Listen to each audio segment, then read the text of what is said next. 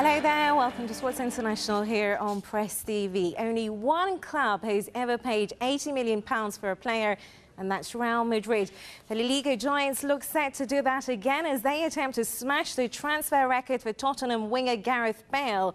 Spurs are reluctant to sell their star, but Real are trying to force their hand, and with a whopping £85 million deal reportedly on the table for a week now, the deal may be too good for Tottenham chairman Daniel Levy to turn down.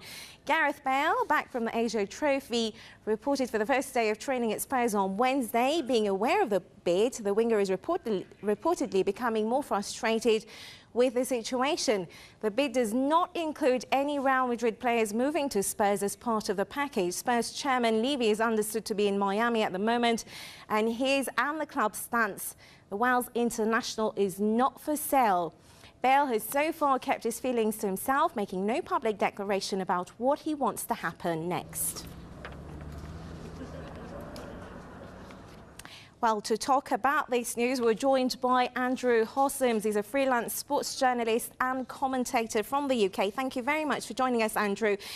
Andrew, can you tell us whether Gareth Bale is really worth this money? He's now more expensive than Cristiano Ronaldo, Lionel Messi, and any amazing player in the football world. If you put aside the question of whether any human is worth £85 million, or what we believe the bid to be, Bale is younger than Ronaldo, certainly. He's coming off the very best season he's had for Tottenham Hotspur, where he was exceptional. He was the heart of the team. He walked away with, you know, the major player of the year awards for the English Premier League. So he's highly rated.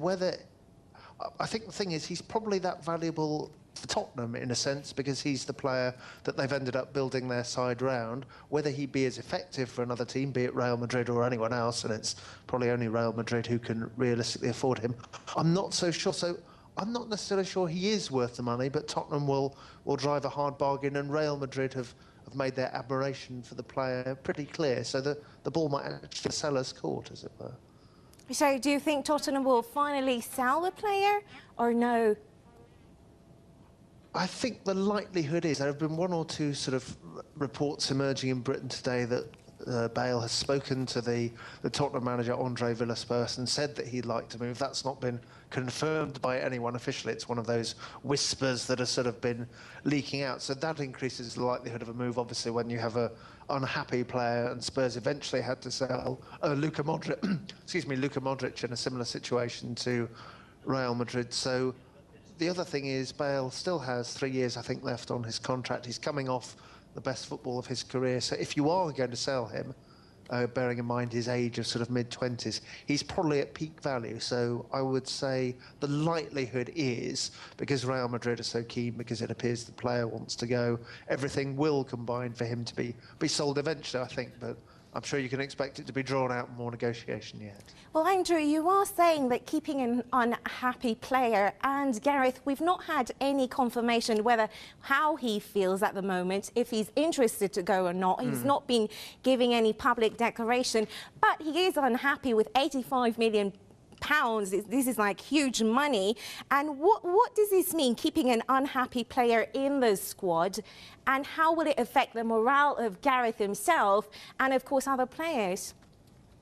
Well, Bale, I think, is generally perceived as a sort of team man, a fairly sort of quiet guy who's not likely to really sort of disrupt the boat, not do something radical like Pierre Van Hooijdonk did many years ago and kind of go on strike and refuse to play when he couldn't get a move. I think you can probably count that out given Bale's nature. But in the long run, like I say, you look back to the situation that Tottenham had with Luka Modric. They were able to keep him for a year, an extra year. But in the end, ultimately having a frustrated player, it can have an impact on the sort of rest of the dressing room. If the rest of the dressing room knows that player wants to go, his mind is on other things, not necessarily giving the best for the team he's at. These kind of things can cause problems, and in the end, you know, players do have much more power with the way their contracts run down on the Bosman ruling, and they can, you know, eventually they're more the masters of their own destiny than they used to be, certainly. Well, Andrew, taking the fact that Gareth is quite a very young player compared to Cristiano Ronaldo and the other players, what are the expectations from Gareth if he does leave and goes to Real Madrid? Will he be able to live up to the challenges that he faces?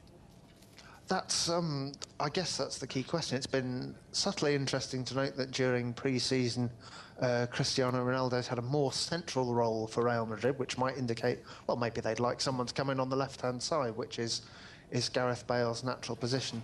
Can he produce the same form in Spain that he can in England? I think it's difficult because, again, talking about his personality, he's sort of fairly quiet and reserved. The adaptation to living in a foreign country, dealing with, you know, different food, different weather, different media expectations, all that kind of thing. You'd anticipate that would take a bit of time. We know the style of the Premier League is unique, the kind of 100 miles an hour style of Premier League football compared to the slightly slower style, if you like, of Spanish football. So you would have to assume, in the same way that players from overseas often, you know, take a season perhaps to adjust fully to the Premier League, that there might be an adjustment period. But at the same time, he's still got a lot of pace and a lot of ability. But I'm not sure it would come out immediately at Real Madrid, where, again, the team wouldn't be quite so focused around him as it's come to be at Spurs. Thank you very much, Andrew Hossams. He's a freelance sports journalist and commentator joining us from the UK.